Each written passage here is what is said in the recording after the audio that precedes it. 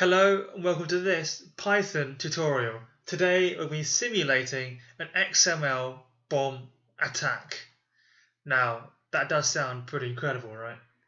Right, this is for educational purposes only. I don't want you using this for anything malicious. So what is an XML bomb?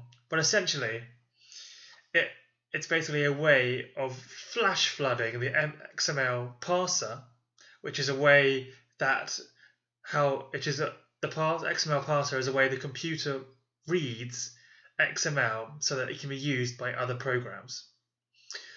This is most commonly the HTTP server. So if you flash flood the XML parser, quite often you can shut down web pages and things like that. And how it does it is by exploiting the use of XMLs that allows basically exploits the way XML defines objects and items. So most commonly people use it in blocks of 20, and you have 20. You have a list which is defined of about 20 items on each line, and you have about 7 or 8 lines. So line 1 is the first definition, and in line 2, each element of line 2 is the list in the line 1, and that goes on and on and on. So finally, each element in line 8 or line 7, if let's say line 8 is defined as the list in line 7. So you go from 20 elements in line 1 to 1.28 billion elements in line 7, and this is done so quickly it flash floods and crashes the XML parser, and in many cases crashes the HTTP server. The most common one is the billion laughs attack example, and it uses lols essentially, hence the billion laughs. And so line 1, we've got it here. If you flick over to the screen to, I think it's that side, or I can't remember which side it's on, one of those sides, the rest of the page, rest of the screen, you have the first lol is defined as lol in the list. I've shrunk this down, so we're going to have 1 element and then 2, 3, 4, and we're only having 3 lines, 4 lines of code in total. And then we have lol line 1 is equal to the definition of lol on the line above, so we have 2.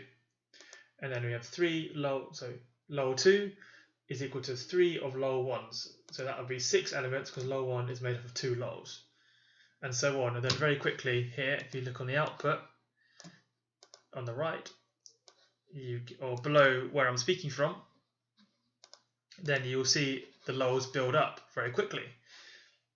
And that's just with 1 item, 2, and then 3 and 4. Imagine 20, 20, 20, 20. So if we simplify this with just 1s and 0s, and we go down to line 7, so this is where you hit the billion, the 1.28 billion, but in this case I'm only using 0s and 1s. I've got 2 elements, and I'm only using 2 elements each time. So if we just use 2 elements each time, starting with a list of 2 elements, we get that. That is quite an output just on 2 elements each time. You see how much data that is, and this is just with 0s and 1s. Imagine if you had more than a lol. Imagine if you had like a sentence or a paragraph. Of course, absolute not very nice stuff. And then this, I'll give you another example here where I have used around 20 elements. I have exactly 20 elements as a definition, and then just 1 line of those 20 elements. And this is what you get. You get all that, and that's just, from there to there is just line 1. And that is the originally defined list. So how can you defend yourself against these sort of attacks? Well, firstly, you can cap the memory allowed to each parser, in which case it will just stop the parser or stop the event happening if it goes above the memory, or just continue going at that memory. Or you can only have the entity being used when it's needed, or so it only takes up the memory that is needed when it is being needed or used by other programs. In this case, you don't have like sort of a flash flood effect, because in a sense you'd only need bits and bobs of the data. You won't need all of it.